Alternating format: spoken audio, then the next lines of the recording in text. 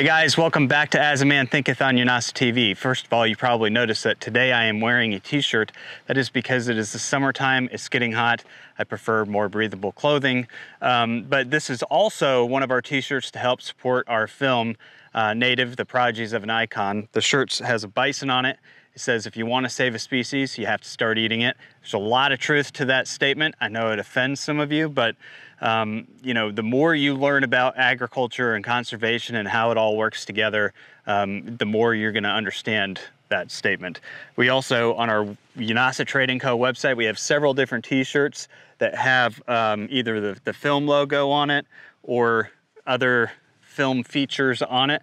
All of these t-shirts go to supporting the completion of that documentary film, which we are in post-production of right now. We'll have several more travel vlogs coming out to you guys shortly, so that's something to look forward to on the channel. Today I wanted to talk about a place that we spent a lot of time filming at. That's Texas. Texas is not immune to a lot of the things that we see going on in the world today, especially with government agencies overusing eminent domain to take private property, specifically farm and ranch land, from people. In Wichita Falls, for example, Ringgold Reservoir Lake was just approved by the Texas Water Conservation Environmental Board. This is a lake that has brought up a lot of controversy over the years. It's actually been in the plans since the 1950s. They've talked about the possibility of building this reservoir in the 1950s. The problem is it's not needed, okay? So they went through an entire court proceeding, and the judge at the end of that proceeding made the recommendation to the Texas board that they not move forward with the lake reservoir because the city of Wichita Falls was unable to prove that they needed 65,000 acre-feet of water. And the other problem that you have to realize is that in this particular area of Texas, or this particular area of the United States, lakes and reservoirs lose 3 to 4 times the amount of water to evaporation than they do to the actual usage of the residents. I thought this was an interesting subject to talk about because this isn't something you're going to see, you know, party lines divided on. This is something you just see people divided on. They don't care what happens to this community or us as individual landowners. They don't care. At a city council meeting, that we wouldn't be able to go from our house to our barn. And how did she expect for us to handle that? And she just very glibly said, well, I suppose you'll have to build a bridge. Not just landowners, but we have representatives from Texas and Southwestern Cattle Raisers Association, from Texas Wildlife Association. We even had Senator Drew Springer's aide there who read a letter opposing the recommendation of the permit. Other landowners have 5 generations on the land, and that's what they have at stake here. Besides their livelihoods and productivity and profitability, there are legacies. The bigger question I have is, should they ever be given the ability to use eminent domain to take private property if they cannot justify the need for it? My answer is clearly going to be no. In this case, there are a lot of people who feel that it should happen. Back in 2015, Wichita Falls actually had a rather severe drought. And during that drought, there was, they practically ran out of water in that drought time. So it's still fresh in people's mind, to the 150,000 residents of Wichita Falls, which has only grown by 3 or 4% in the last decade. They think that this reservoir is necessary because they're afraid of entering a drought or a period again where they're going to run out of water. But Wichita Falls actually made some substantial changes since 2015, things that I think make a huge difference in their water security. They're pretty water secure right now.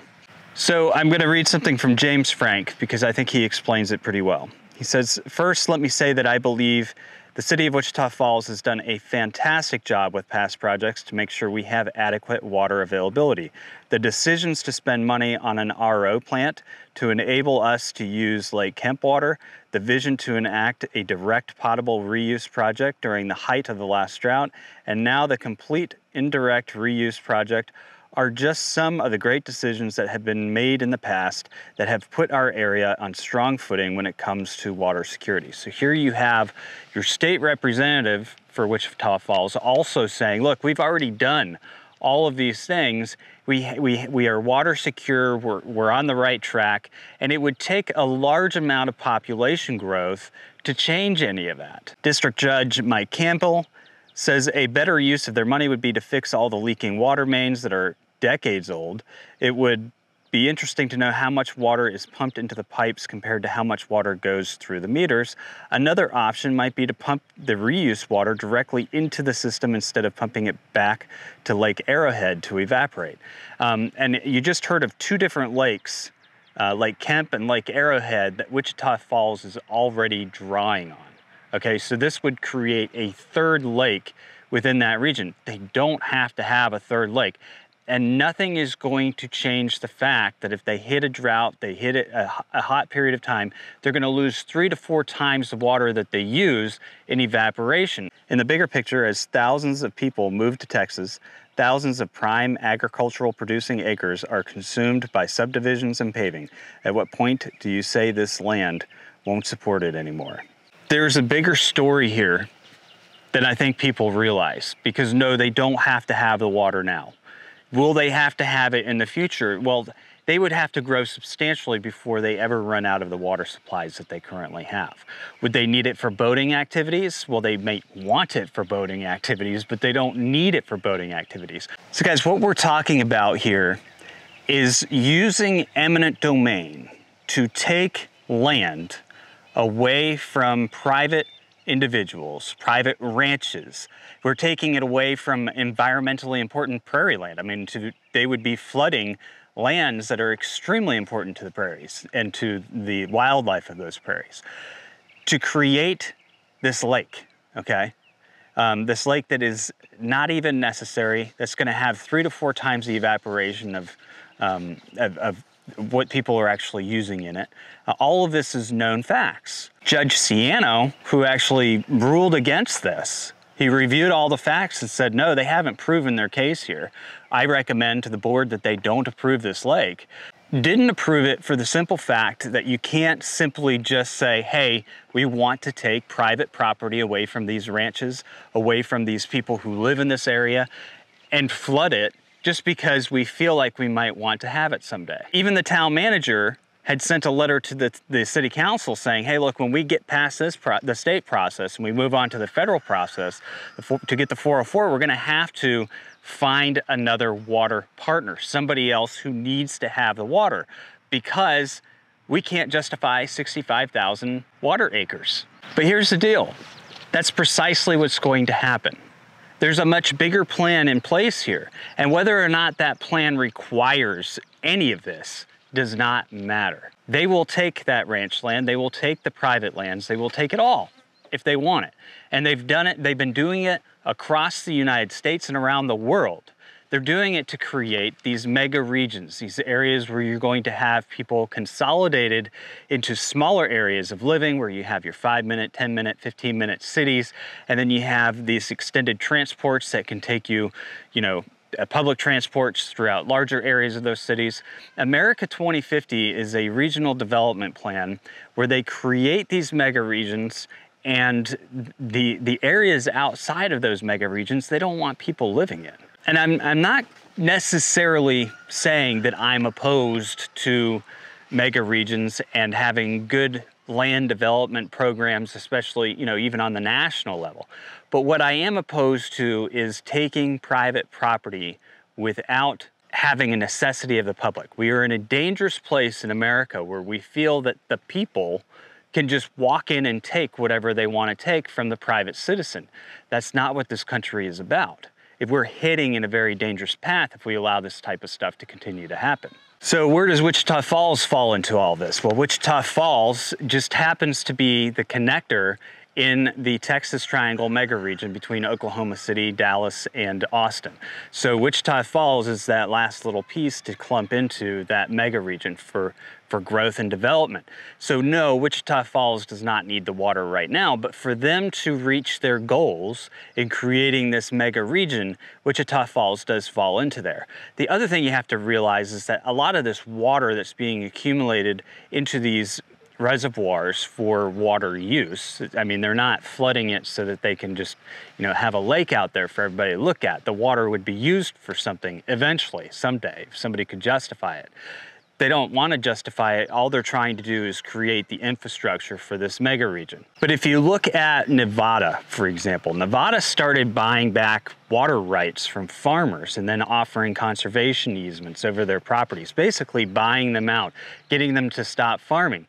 What happens to all that water? Nevada, a lot of people don't think of as being in one of these mega regions, but as it turns out, Reno is part of the Northern California mega region, and Las Vegas is part of the Southern California mega region. So all of that water that the state is then buying back and redirecting, taking usage rights back over, will be directed into those mega regions. Speaking of the Northern California mega region, Solano County, California, actually has a measure on a bill. So 62% of Solano County, California right now is agricultural lands, farmlands, ranch lands. It's pristine, it's beautiful. But what they want to do, and they put this measure up on a bill, is completely change all that, reallocate all of that land to provide opportunities for another 500,000 residents to move into that area. All of that farmland will be repurposed into these mega regions, these mega cities, because where is Solano County, California located?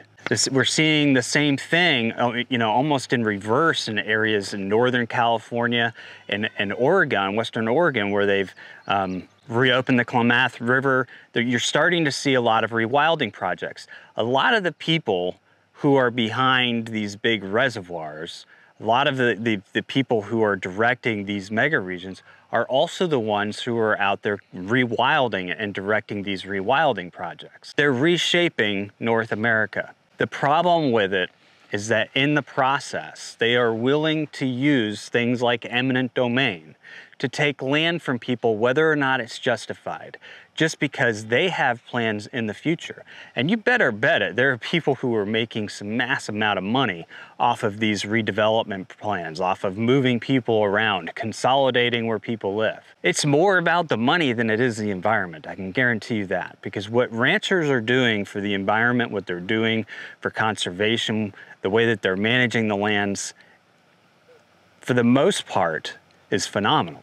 Anyway, guys, there's nowhere that you can go that's safe from these activities. If you are inside one of these mega regions, you can bet at some point in time, they're gonna want your land. If you're outside of those regions, at some point in time, they're gonna want you back into the mega regions. They're gonna wanna kick you off your land, to rewild it, to repurpose it. Meanwhile, we are losing farmland and food security in the United States by thousands of acres every single year.